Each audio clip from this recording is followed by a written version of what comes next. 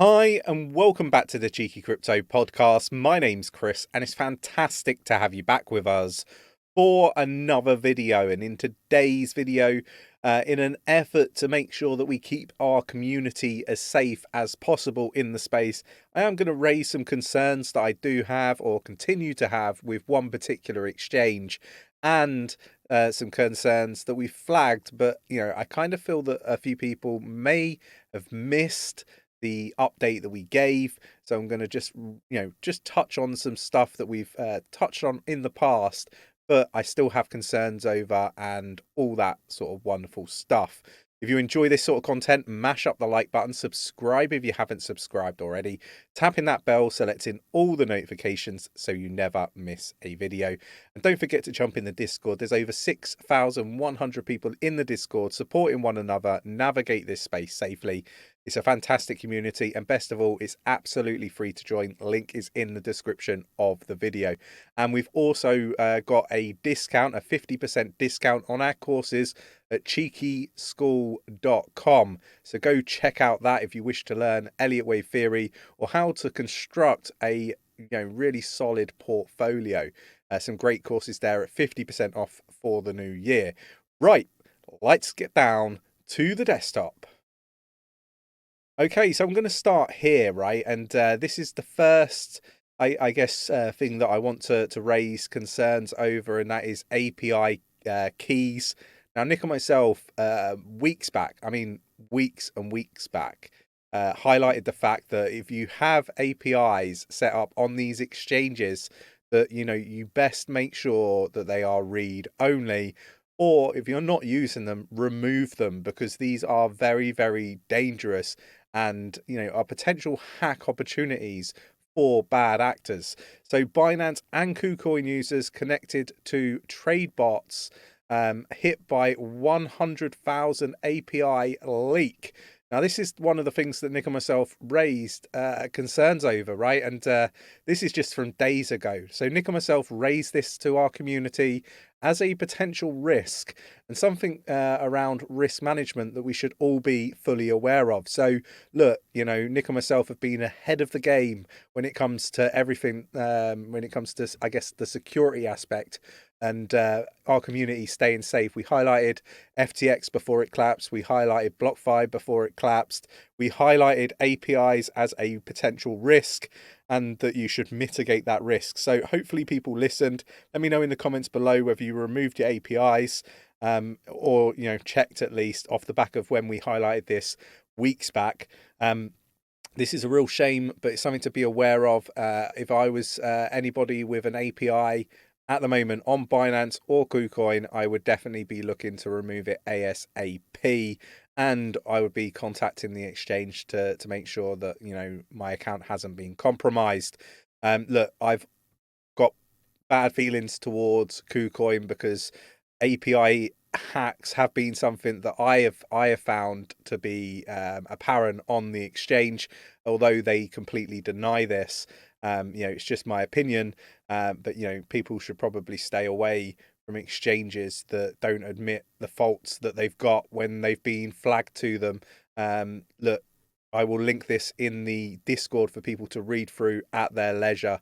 Moving on, and the main reason for this video is I still have concerns over Kucoin. And look, they've just, I guess a few days back, undelegated 48 billion Terra Luna Classic Luna C.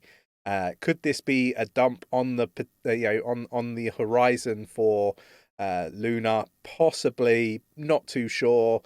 Don't know if there's something to this like of substance, but it is concerning because let's be honest, this is a form of liquidity that they might desperately need. So are they solvent is probably the question that I've got to be asking people. Now you can see the 48 billion being undelegated there. Now I have confirmed it on the actual validator list, which is on Cosmos. They are now ranked 44th by validator. The returns have been, or I think, what was that? What, it's not returns. Commission was 10%. They have what? Max commission 100%. Okay, I'm going too far now. Where are we? Here we are. They're still active, but they've only got 1.67 billion staked now, and their voting rights are at 0.20%. Like, it's questionable why they're removing that amount. It's not a huge amount of money, really, in the grand scheme of things. But it could be desperate times, desperate measures, right? The other thing that I want to highlight, whilst we're keeping an eye on these scumbags, is they have removed an awful lot of assets as well. Just want to, if I click on there, they have removed quite a few now. I guess there's an element of cost to all of this, and it does lock up capital. So again, just some things to be aware of, right? The other thing to also be aware of is that Kucoin loses 𝗲𝗂𝗪 and the consensus of the DNB. So basically, this is an auditing firm. This is, I guess, the auditing firm that was utilized for other blockchains as well. So it isn't just tied to Kucoin, although the media would have it, on certain articles as if it's just them. That is not the case. But the Central Bank of Netherlands has kind of basically said that basically Kucoin have been operating illegally, and basically they've been conducting business and they're not regulated within the Netherlands. So again, just another thing here. Look, again, Dutch central bank warns Kucoin for operating in the Netherlands without a license.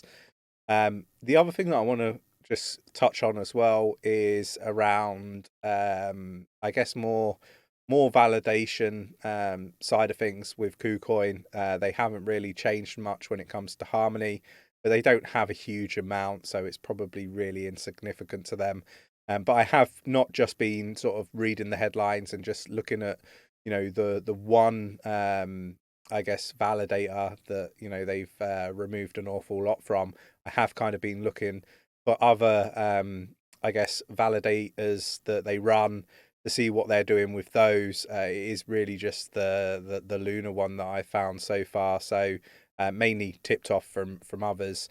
But look, these are things to be aware of, right? It does look like the Kucoin are potentially struggling for liquidity.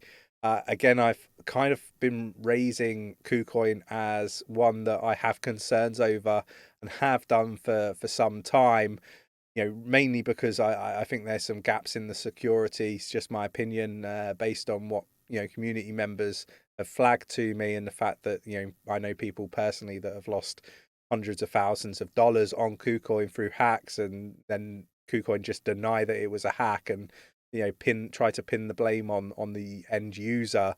They must have given away the access and all that sort of BS when they clearly didn't. It was an API hack, in my opinion, based on all the evidence that I had seen. So look, they're not a very helpful exchange. I've reached out to them, not very helpful at all. So look, that's kind of my viewpoint on Kucoin. Do I use Kucoin? Yeah, I use them. I abuse them. And I move my money straight off of the actual exchange, right? So I literally, when I say use and abuse, I basically go over there, I purchase what I need to purchase because it's the only place I can purchase it, and then I move all of that crypto off that exchange. I never keep anything on Kucoin. I remove it straight away. So that's kind of what I mean by that. But I guess my message that I really want people to take on here is that, don't get comfortable with these exchanges, and remember that these exchanges aren't banks. They don't all have insurance policies, and KuCoin is one that states that they have an insurance fund. Actually, when I contacted the provider of that said insurance fund, they said that basically they no longer do business with them.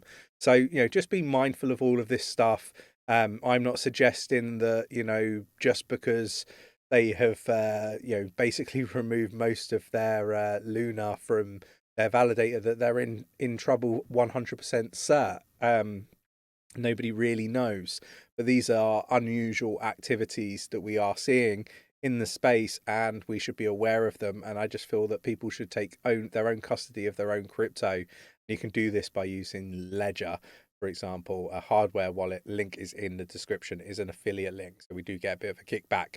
Right, so that's kind of everything that I've got covered for today. Be safe is kind of the message. Make sure that you check out if you've got any API keys. If you do, remove them, in my opinion, be the safest thing to do, especially if you're not using them. If you are using them and you need to use them and you need to have them, make sure they're read-only.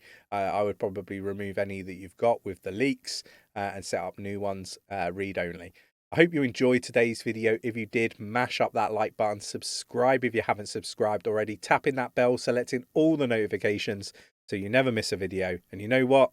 I'm going to catch you in the next one. Take care.